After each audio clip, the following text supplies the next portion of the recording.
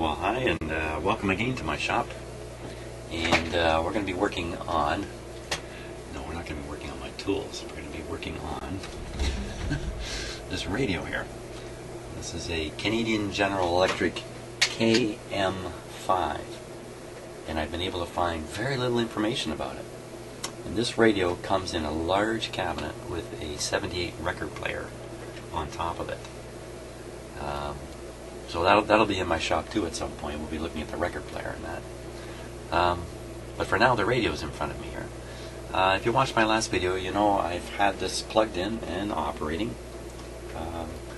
It seems to operate. I would give it the 80% level. Just what exactly is in that 20% not operating, I don't know yet. Seemed to me it wasn't really receiving any radio signals. It was certainly being affected by radio noise in the shop. So I turned my attention back to the old capacitors that are down in this part of the radio here. There's 1, 2, 3, 4, 5, 6 paper capacitors. I think I'm going to change those out. But the fact is, these capacitors are in the audio section of the radio. And the chance of them being responsible for the apparent weak reception is very low. And while I've been sitting here just getting ready to start the video, my eyes fell upon this resistor here, which I want to give you a closer look at. I want to take a closer look at it too. So here it is. Now this is the output tube, which drives the speakers. And I'm pretty sure, without even checking, that that's the cathode resistor. It's a higher wattage than your typical resistor. It has to carry a fair bit of current through it. And that resistor will be bypassed by a fairly large capacitor. And you can see, let me get a pointer here. Without, again, I don't have the schematic, so I can't relate this all back to a schematic. But if you look, this is the resistor I'm talking about, of course. And the lead from it comes up and goes to this terminal right here. And from this terminal you can see this wire, this one right here, taking off, and that heads up to the 3-part power supply capacitor, where one part of that capacitor is not really part of the power supply, but in fact it's just a handy place to put a fairly high capacity capacitor in a radio like this. Its job is really to bypass the cathode resistor, that guy right there.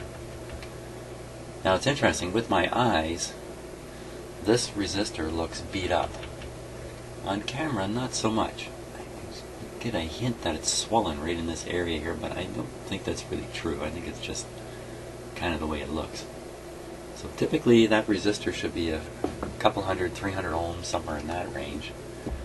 When I look at it, I see an orange band, a white band, a band missing, followed by a silver band. Sorry about my camera, I'm constantly hunting for focus, but it tends to do that. So, what is it? Again, I have no schematic to check. So I'm going to guess that's orange, white, brown. So that would be something like 30, I don't know, white is 8, I think, 380 ohms. So let's get out the voltmeter and measure that. So those resistors, they work hard, they're hot, they wear out. They wear out ahead of many, many, many other resistors that are not working hard in a radio like this. So what we'll do is, we'll just measure across it here.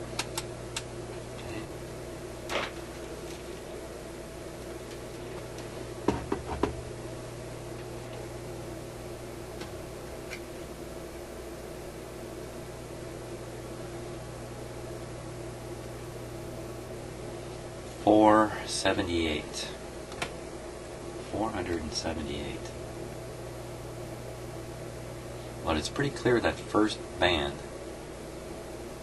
is a orange band, which means this really should be like 380, not 480. And see, one leg of this should go to ground, I'm pretty sure. Let's check that. There's the grounded end. Here's the high end, and we get the same reading, 480. So if it were a 4, what's a 4? What color is 4? 4 is yellow. Is there any chance that that's discolored yellow in there? Let's take another look.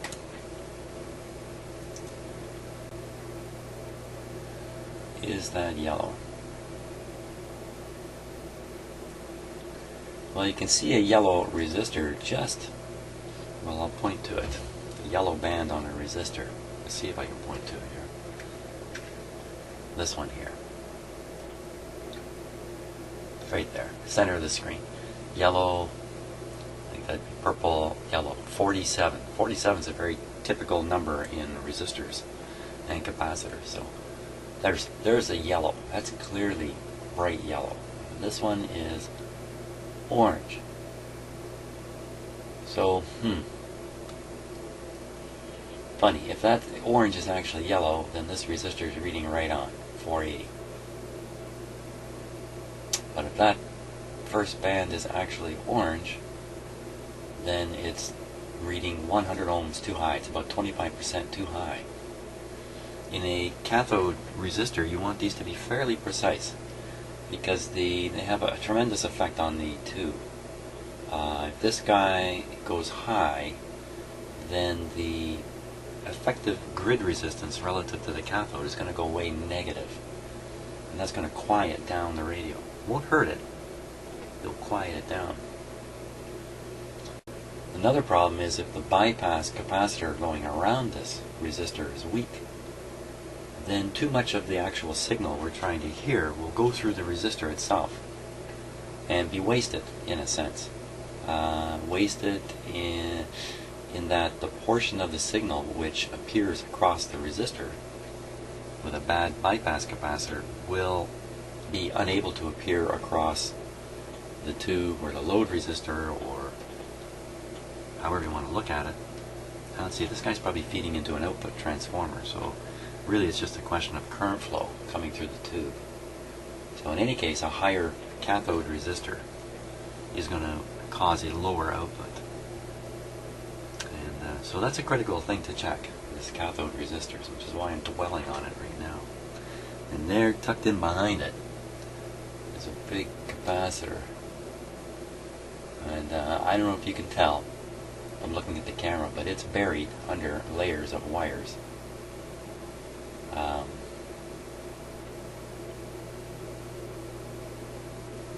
Yeah, it's going to be tricky to get at that capacitor and get it out of there. Put a new one in. And it's laid in against the chassis, maybe because that's the only place it can go, or maybe there's a reason for having it.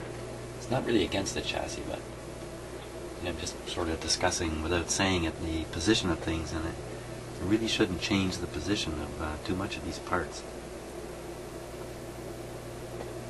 for fear of introducing another kind of problem of some sort. So, okay. Yeah, and you know what, that's the first thing I would go after, is that hard to do capacitor down there. Okay. Okie dokie.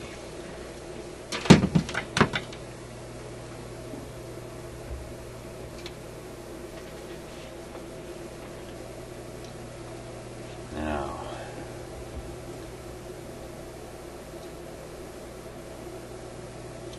the rest of the capacitors all look fairly easy, except this guy back here.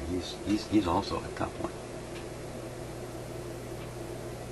I can't even see the other end of this one. Actually, that one's even tougher, isn't it? Boy. Okay. And I usually find when I get into these, they turn out to be not as tough as I thought. So, again, in working without a schematic, I'm very certain these are all original capacitors. So, whatever value they have on them is good enough for me to use as a replacement guide. Wow. You know, just in thinking about it, before I do this, the audio side of this radio is working. certainly appears to be working. What benefit is it? What benefit is it if I do that? Well, I haven't checked those capacitors in any way. I mean, they're pretty tough to check while they're in the circuit. And you know, if any one of them were terribly shorted right out or something, I think we would have sensed that when I ran the radio. I think we probably would have got zero output or something of that sort. And I could always leave them for the time being.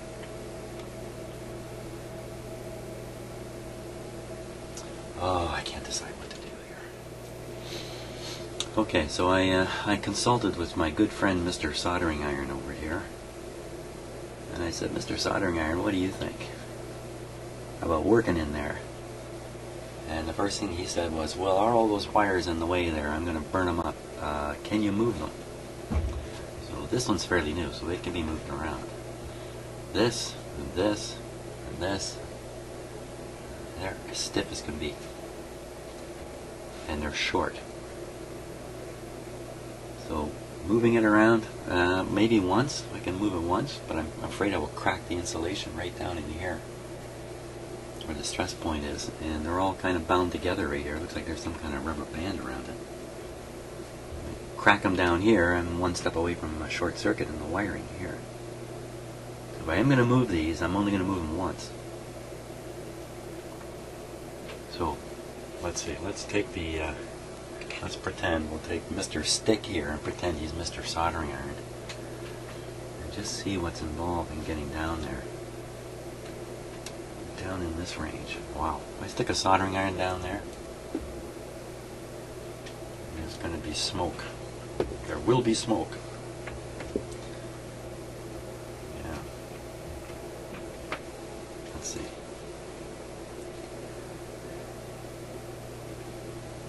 Give you an idea where I am on the overall radio. Right down in here. So I'd have to bring the soldering iron down this way. The stick is a lot thinner.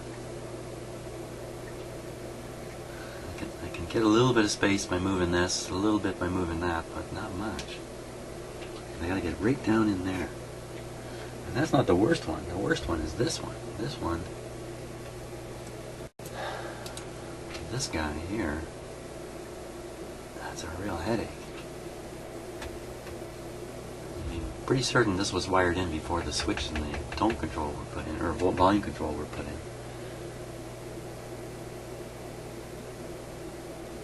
Holy smokes, where's that capacitor even going? Ay, ay, ay, ay, ay, ay, ay, ay. Okay.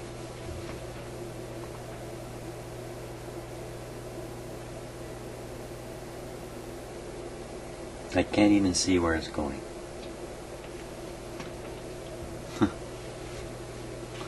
Well, I can always replace the ones I can replace and leave the tough guys for, somebody down the road when it becomes absolutely necessary that they be changed.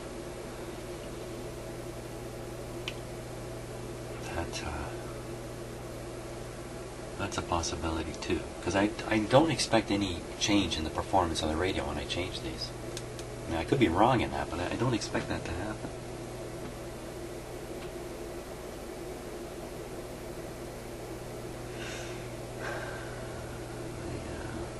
Oh boy. Well, I'm sitting here thinking I could do some of the easier ones. They like this one or this one. They don't influence what's going to happen down in here at all. So I could get some work done while I'm pondering the situation. For all I know, this one's good, and this one's good, and this one's bad, and this is the one that needs to go, and I can do it. It's right there. Right there. Okay, so that seems to be the wisest thing to do. Change the easy ones. Maybe that'll get me in the capacitor changing mode, and I'll be kind of warmed up to do some toughies. But we'll start with the tougher of the easy ones. Should be this one right here, I think. And he's down under here, so we can release that. There we go. Look at that, I actually got a tool going. Pull that one aside. this guy here.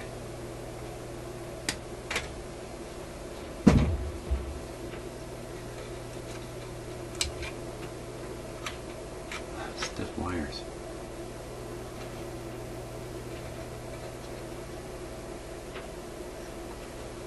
Okay, now how much, what's he? He's a 0.0025. 0025. I'm looking at my collection of stuff over here. 0025. I'm going to have to dig in a box for something like that. So, here, I'll go